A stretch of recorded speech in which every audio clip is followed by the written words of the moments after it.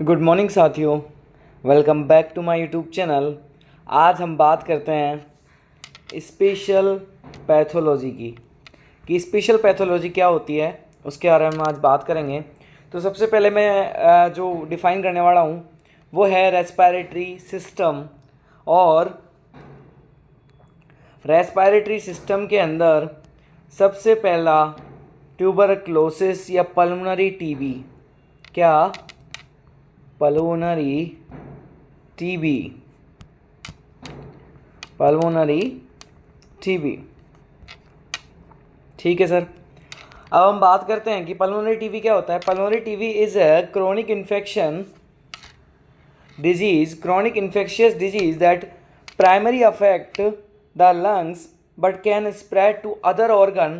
It one of the oldest of most widespread disease caused by the lymphoBacterium tuberculosis या TB remain a major specific health issues especially in the developing country। जो developing countries हैं उनके अंदर major specific issue जो बना हुआ है, जैसे India is a developing country that a major cause of issue tuberculosis.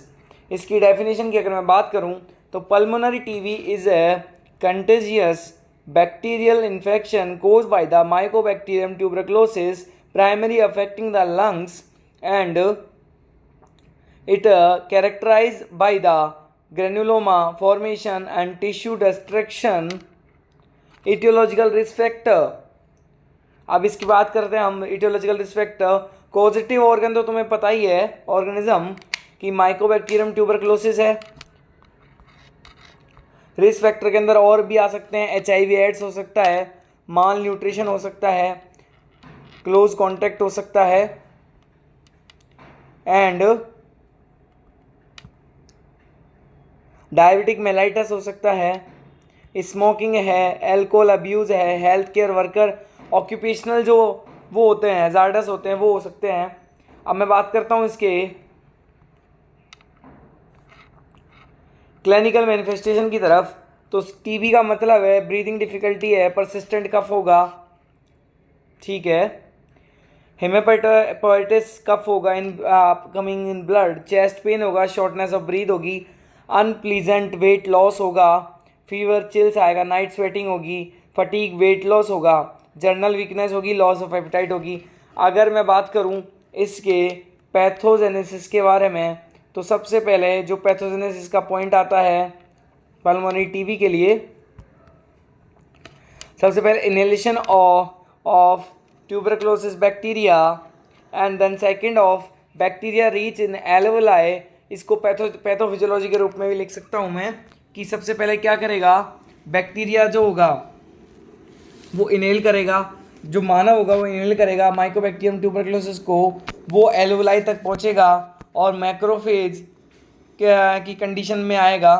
फिर उसके बाद बैक्टीरिया जो होगा मल्टीप्लाई करेगा इनसाइड द मैक्रोफेजेस एंड उसके बाद क्या करेगा, फॉर्मेशन ऑफ द ग्रेनुलोमा जो ट्यूबरकुलर जो with caseous necrosis and lesions may heal complex Ghon complex बनाएगा जिसमें प्रोग्रेसिव होगी एक्टिव डिजीज। उसकी वजह सेकेंडरी ट्यूबरक्लोसिस रिएक्टिवेशन होगा, causing the lungs tissue destruction and act cavitation होगा। अब मैं बात करता हूँ इसके डायग्नोस्टिक मैनिफेस्टेशन की। डायग्नोस्टिक मैनिफेस्टेशन सबसे पहले तो चेस्ट एक्सरे करवाएंगे हम, चेस्ट एक्सरे करवाएंगे। उसके बाद मॉन्टेक्स टेस्ट टीबी के लिए होता है, Mantoux test is determined by the disease condition of TB.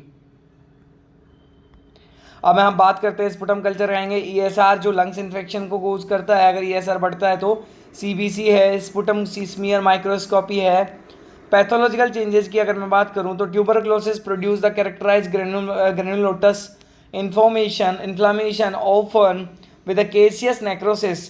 The lesions may heal the fibrosis और prognosis to cause the cavitary lesions of spread and growth changes के अंदर मैं बात करूं तो formation of small grey white nodules बन जाएंगे, position के अंदर चीज़ लाइक अपीरियंस होगा, फिर और fibrosis of the clarification in chronic stage, calcification हो जाएगा। माइक्रोस्कोपिक चेंजेस की अगर मैं बात करूं तो granuloma consisting the epithelial cell and Langerhans giant cell lymphocytes होगा, सेंट्रल साइनोसिस नेक्रोसिस होगा और कैसियस नेक्रोसिस होगा, फाइब्रोसिस इन हीलिंग लीजन्स होंगे and acid fast bacilli visible in the Ziehl Neelsen stain. Ziehl's Neelsen stain जो होती है, आप culture media के अंदर माइक्रोबायोलॉजी 3rd सेमेस्टर के अंदर पढ़ोगे, जेल्स नेल्सन स्टेल।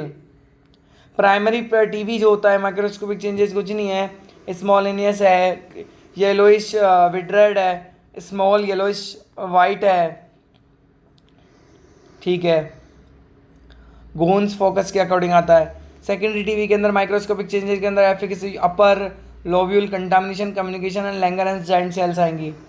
अब आप देख पा रहे हो morphological change in pulmonary tuberculosis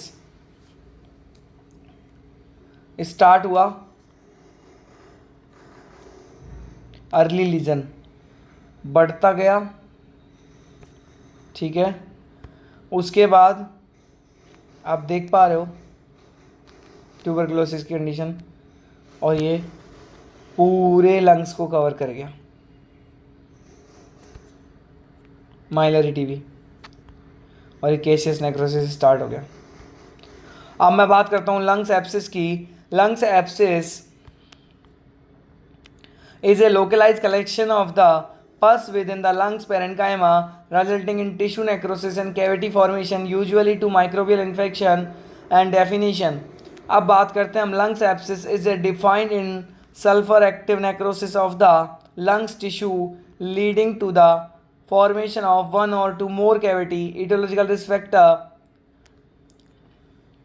oropharyngeal contents है, बैक्टीरियल निमोनिया है, सेप्टिक इमोबिली है, ब्रोंकियल ऑब्स्ट्रक्शन है और इम्यूनो कॉम्प्रोमाइज स्टेटस है, पुअर डेंटल हाइजीन है, पेरिडोंटियल बोल सकते हैं इसमें, और एल्कोहलिज्म एंड ड्रग्स अब्यूज़ है। क्लिनिकल मैनिफेस्टेशन की अगर मैं बात करूं तो fever, chills, haemoptysis, chest pain, dyspnoea, weight loss, fatigue and productive cough with a focal smelling sputum.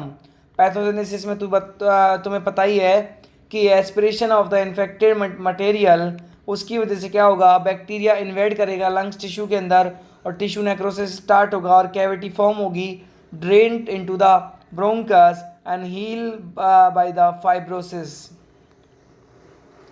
Diagnostic manifestation की अगर मैं बात करूं तो डायग्नोस्टिक मैनिफेस्टेशन के अंदर कुछ भी नहीं है, चेस्ट एक्सरे होगा, सिटी स्कैन होगा, स्पुटम कल्चर सेंसिटिविटी टेस्ट होगा, ब्लड टेस्ट होंगे, सीबीसी है, ईएसआर है, सीआरपी है, ब्रोंकोस्कोपी है। सीआरपी के बारे में मैंने आपको पहले बताया था।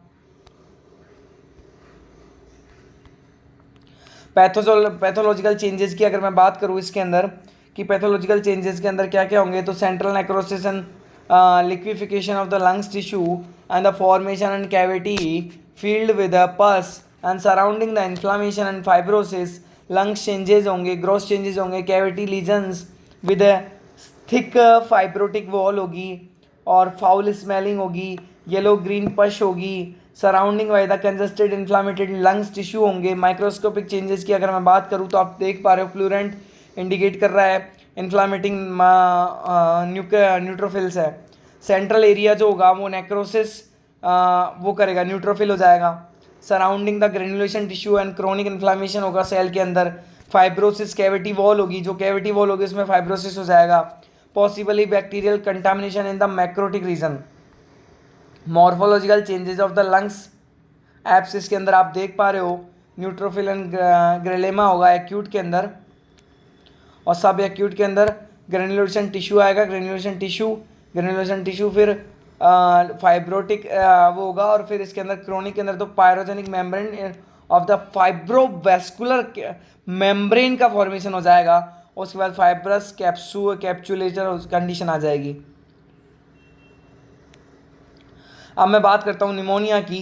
Pneumonia is inflammatory condition of the lungs primary affecting the alveoli and it is commonly caused by the infectious due to the bacterial virus fungi. Pneumonia का एक सबसे अच्छी चीज़ मैं बताता हूँ, consolidation of the alveoli.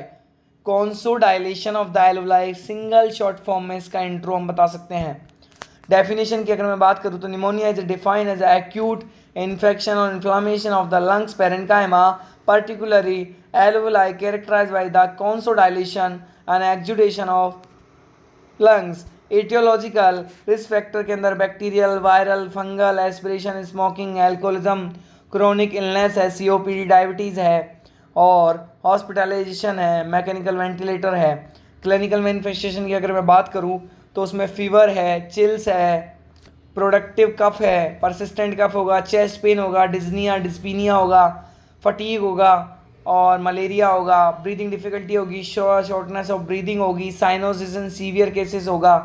Pathogenesis के अंदर तो मैं बात करूं कि रिस्क फैक्टर की वजह से इन्फेक्शन होगा, बैक्टीरियल वायरस, इन्फ्लामेशन होगा, इम्यून रिस्पॉन्स एक्टिव होगा, उसकी वजह से क्या होगा, neutrophil and fluid fill with alveoli and causes the alveolar consolidation. उसकी वजह से क्या होगा, impaired gaseous section and respiratory system. Diagnostic manifestation की अगर मैं बात करूं तो चेस्ट एक्सरे है, स्पुटम कल्चर है, ग्राम स्टेन है, ब्लड कल्चर है, सीबीसी ल्यूकोसाइट पल्स ऑक्सीमेट्री और एबीजी ब्रोंकोस्कोपी है। पैथोलॉजिकल चेंजेस के अंदर तो तुझे पता है कि pneumonia very with type and stage. The trust commonly include the inflammation, alveolar reduction और कॉन्सोडाइलेशन, एक्सजूशन। ग्रॉस चेंजेस के अंदर तो अफेक्टेड करेगा लंग्स को, appear the gram of consolidated and later in the term grey due to the सेलिफ्रिन and leukocyte accumulation and purulent reduce में भी condition आएगी। माइक्रोस्कोपिक जो चेंजेस हैं, माइक्रोस्कोपिक चेंजेस के अंदर हम पता है alveolar space filled with neutrophil, fibrin, RBC, thickened alveoli wall होगी, ब्रोंकियल में भी शो एपिथेलियल डिसएक्टिव फॉर्मेशन होगा, वायरल निमोनिया होगा। मॉर्फोलॉजिकल चेंजेस की आप देख पा रहे हो निमोनिया के अंदर क्या क्या हैं। सब इसके अंदर 4 स्टेजेस होती हैं, कंजीशन है, रेड एपिटाइजेशन है, ग्रे एपिटाइजेशन है और रिजोल्यूशन है। तो आपने देखा कि हमने आज डिस्कस किए लंग सेप्सिस, निमोनिया और ट्यूबरक्लोसिस के बारे में। नेक्स्ट वीडियो के अंदर हम नए टॉपिक के साथ आपसे मिलेंगे। Thank you so much. और गाइस, जिसको भी नीड है बच्चे को, उसके पास ये वीडियो ज़रूर शेयर कीजिए ताकि उसको हेल्प मिल सके स्पेशल पैथोलॉजी के अध्ययन के लिए।